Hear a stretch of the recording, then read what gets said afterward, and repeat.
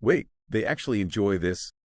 The observation was met with silence, a rare occurrence among the gathered leaders of the Galactic Council.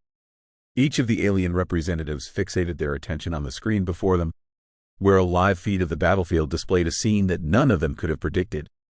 Human soldiers moved with a speed and coordination that defied their physiology. The enemy, the combined forces of the Raskar and Yali, two of the most feared warrior species in the galaxy, had been expected to crush the human resistance within days.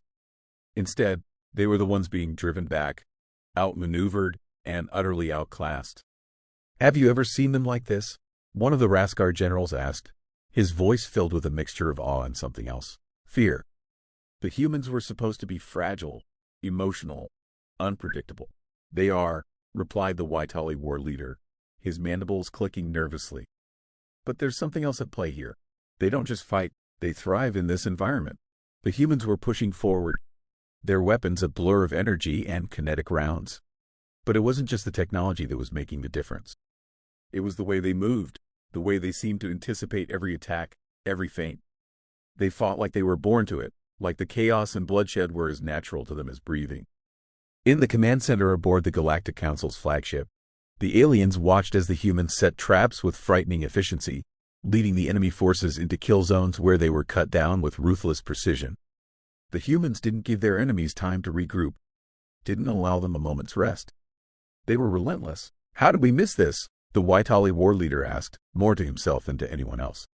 "We've been observing them for centuries, studying their every move. How could we have missed this?" This side of them, the Raskar general had no answer. Neither did anyone else in the room. Down on the battlefield, a group of human soldiers cornered a squad of Waitali. The Waitali were larger, stronger, and better armored. It didn't matter. The humans struck like a pack of predators, taking out the Waitali with a combination of brute force and surgical strikes. The fight was over in seconds, the Waitali left sprawled on the ground, lifeless. "They're not fighting to survive," Ovid said, cutting through the silence. It was one of the council's advisors, an ancient being who had seen countless wars. "They're fighting because they want to. Because they enjoy it." The implications were chilling. Throughout galactic history, the ability to wage war effectively had always been tempered by a species' reluctance to do so. Even the most warlike species had limits, lines they wouldn't cross. But humans seemed to have no such boundaries. "This is why they were prohibited from galactic warfare," the Raskar general muttered. "It wasn't to protect them. It was to protect us." The screen showed another scene of carnage as a human tank battalion crushed through enemy lines, followed by infantry that moved with terrifying speed and coordination. There was no hesitation, no mercy. The humans advanced, and their enemies fell. "How do we stop them?" the Waitali war leader asked, his voice edged with panic. "We can't let them continue. They'll win," the advisor interrupted. "And when they do, the entire galaxy will know what they're capable of." There was no longer any doubt among the council. They had underestimated the humans, misjudged their capacity for war, and now it was too late to stop them. On the battlefield, the humans continued their advance, pushing the combined alien forces back with a relentless assault that left no room for escape. They fought like a species that had been held back for too long, finally given the opportunity to unleash their full potential. The Raskar general watched as a human soldier tore through a group of Yali with nothing more than a combat knife, moving with a speed and precision that defied belief. There was no fear in the human's eyes, no hesitation, only focus. Only the thrill of the fight. "We've made a grave mistake," the general said quietly. "We should never have allowed this to happen." The advisor nodded. "The galaxy will never be the same. Not after this." The screen flickered as the feed shifted to a new scene, one that showed the aftermath of a human bombing run.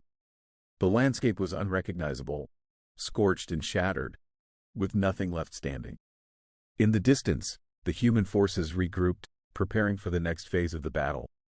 "They won't stop," the Waitali war leader said, his voice trembling.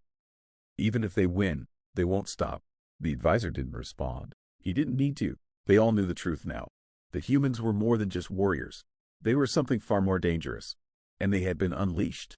The command NTER was a hive of frantic activity. Advisors and generals of various species rushed to and fro, debating, arguing, and sending orders in a desperate attempt to stem the tide.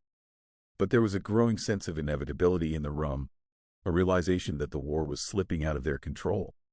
The humans were advancing too quickly, too effectively. "Have we considered orbital bombardment?" One of the council members, a Gretan with an elongated serpentine body, suggested, his voice wavering with uncertainty. "If we can't match them on the ground, we should destroy them from above." The suggestion was met with a tense silence. It was a tactic the council had used before on less developed worlds when an enemy proved too difficult to defeat by conventional means. But this was different. The humans had demonstrated a resilience and adaptability that none of them had expected. Even if they rained destruction down from the skies, there was no guarantee it would be enough to stop the human forces. "We can't risk it," the Raskar general finally replied, his voice heavy with resignation. "Their fleets are already moving to intercept ours. Any attempt to bombard their positions could provoke a counterstrike. We've seen what they can do in close combat. Do you really want to see what they're capable of in space?" The Gretan council member recoiled slightly, his scales shimmering with unease. No one in the room wanted to test the limits of human warfare any further. The screen before them continued to display the battle in excruciating detail. The humans were now entrenched in key positions, fortifying their gains and cutting off any attempts by the alien forces to regroup. It was clear that the human commanders were not just fighting for victory. They were systematically dismantling the enemy's ability to fight back. "Send in the reserves," the Waitali war leader ordered, desperation creeping into his voice. "All of them. We need to overwhelm them with sheer numbers." "Reserves won't matter," the advisor said calmly, his eyes fixed on the screen. "The humans have been holding back. They've only deployed a fraction of their forces. They're waiting for us to commit everything, and then they'll strike." The Waitali war leader turned to face the advisor, his eyes wide with disbelief. "You're saying this is a trap?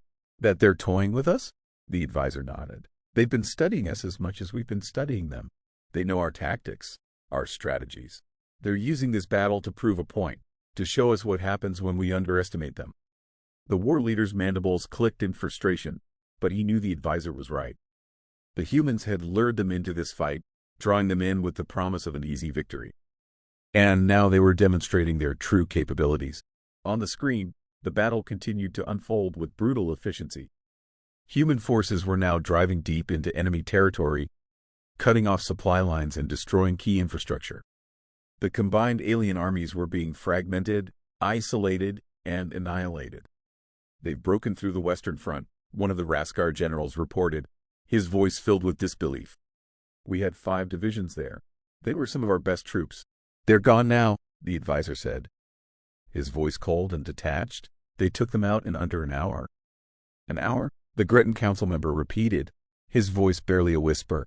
"How is that possible?" "It's not just their technology," the advisor explained. "It's their psychology. Humans are unpredictable, yes. But when they're united in a common cause, when they believe they have something to fight for, they become unstoppable." The room fell silent as the weight of the advisor's words settled over them. The humans were not just fighting a war. They were waging a campaign of annihilation, one that was driven by a collective will to win at any cost. "Then we need to divide them," the Waitali war leader said, his voice filled with renewed determination. "Find a way to turn them against each other, exploit their unpredictability. If we can sow discord among their ranks, we might have a chance." "It's too late for that," the advisor replied, shaking his head. "They've been underestimated for too long. Now that they've been given the opportunity, they're more united than ever. Trying to divide them would only strengthen their resolve." The Waitali war leader's shoulders slumped in defeat. "So, what do we do? Just sit here and watch as they destroy us?" The advisor didn't answer. Instead, he turned his attention back to the screen, where the humans were now launching a coordinated assault on an enemy stronghold. The battle was nearing its end. "We do nothing," the advisor said quietly. "We've lost. The humans have already won.